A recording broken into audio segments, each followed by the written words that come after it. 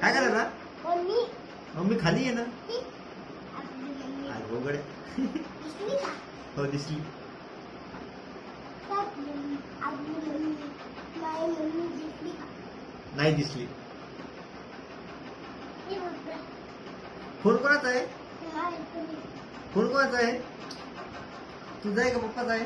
पप्पाची. पप्पाचा आहे का? नाही माझा आहे. तुझा आहे? पप्पा कलमा करतील ना. चालू होत नाही बाबाने. आता दिसते मम्मी. हा हा हा. काय आहे फोन? कोणाचा आहे?